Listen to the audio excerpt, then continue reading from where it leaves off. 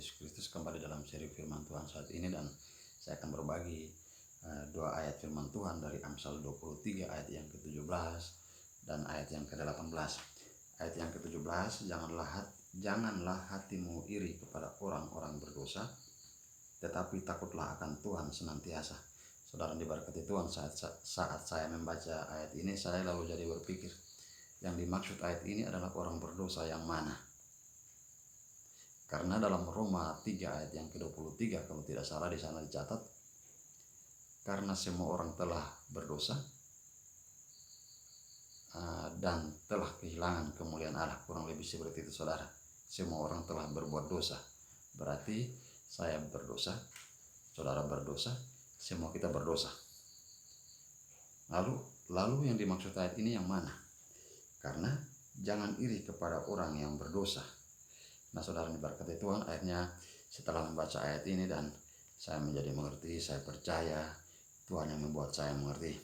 Jadi orang berdosa ini dibagi dalam dua kelompok besar.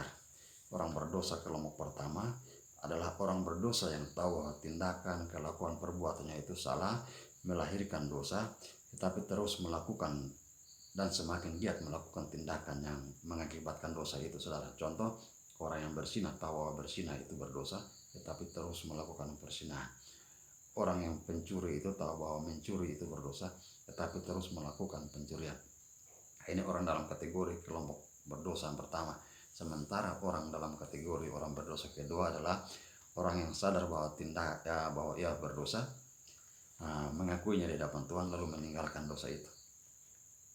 Jadi yang dimaksud ayat ini adalah orang berdosa kategori pertama. Jadi kita tidak boleh iri kepada mereka, karena orang-orang seperti ini punya kecenderungan lebih sukses, lebih maju, saudara. Tetapi dilanjutkan dengan takutlah akan Tuhan senantiasa. Takut akan Tuhan, saudara, kalau berarti meninggalkan kejahatan. Dicatat dalam Amsal 8 ayat 13, takut akan Tuhan ialah membenci kejahatan. Jadi kita benci kepada kejahatan, kita tidak mau melakukan kejahatan. Sebab kalau benci berarti tidak senang, benci berarti juga tidak mau. Lalu dilanjutkan dalam ayat 13 dari Amsal 8 ini, aku benci kepada kesombongan. Jadi orang yang takut akan Tuhan itu dia tidak sombong, kepada kecongkakan, kepada tingkah laku yang jahat,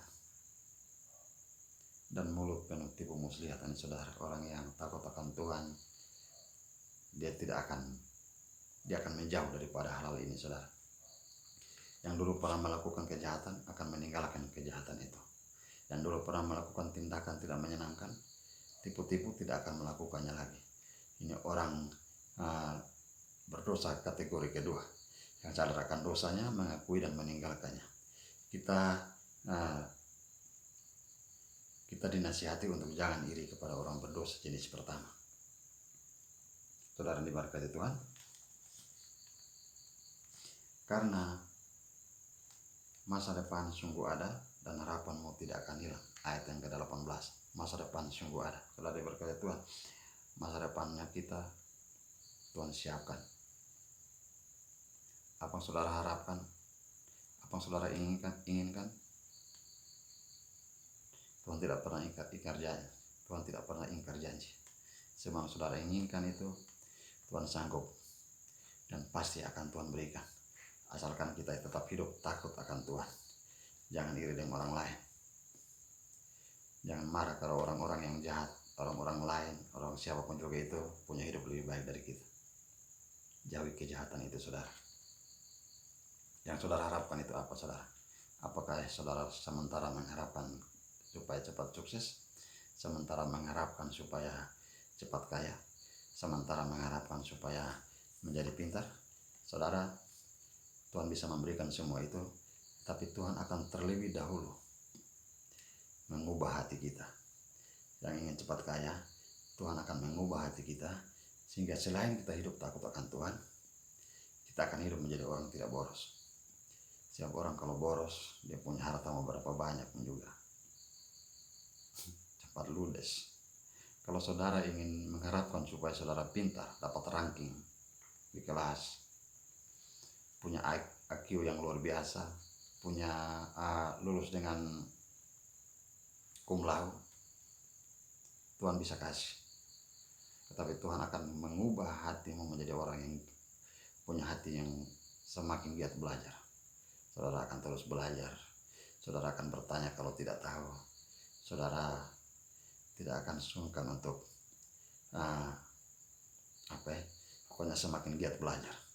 Tuhan akan ubah dari hati dulu. Orang yang punya kerinduan, orang yang mengharapkan kesuksesan, Tuhan akan buat dia punya hati menjadi orang yang semangat bekerja, tidak menjadi orang yang malas. Jadi Tuhan bisa sanggup memberikan apa yang kita harapkan, tapi Tuhan akan mengubahkan dari hati kita terlebih dahulu. Sebab kalau saudara ingin kaya, tetapi saudara punya hati kecenderungan foya-foya, kecenderungan yang aneh-aneh yang menghabiskan banyak harta, itu mustahil saudara.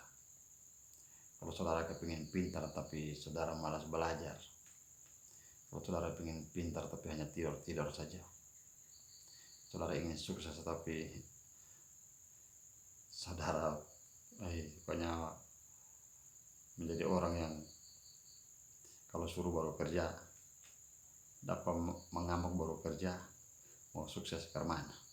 Saudara kalau mau sukses, saudara harus bisa perintah diri Anda sendiri. Saudara harus bisa memerintahkan dirimu sendiri. Jadi Tuhan bisa memberikan semua itu kepada kita, tetapi kita harus hidup menjauhi kejahatan, dan kita harus tahu bahwa ada prosesnya. Jadi tidak akan langsung kita diberi kaya, tapi Tuhan akan kasih kita untuk rajin bekerja dan sebagainya. Tuhan akan memberikan kita hati yang baru, hati yang takut akan Tuhan, dan hati yang mau taat akan perintah, hati yang mau taat akan aturan, hati yang mau taat dan mau dengar-dengaran kepada nasihat, hati yang rindu dan selalu haus untuk mendengarkan firman Tuhan. Saudara diberkati Tuhan, tetap hidup takut akan Tuhan.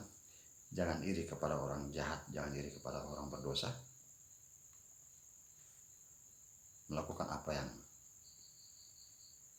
dinamakan menjauhi kejahatan. Saudara, semoga sering firman Tuhan ini memberkati, dan jangan lupa membagikan video ini kepada saudara-saudara yang lain. Semoga kita paham akan kehendak Tuhan. Semoga semua kita terus dimampukan untuk tetap berada dalam keadaan takut akan Tuhan. Kita terus dimampukan untuk tidak kembali melakukan kejahatan, tetapi tetap setia dan mau dengar-dengaran kepada Tuhan. Salam, Tuhan Yesus memberkati.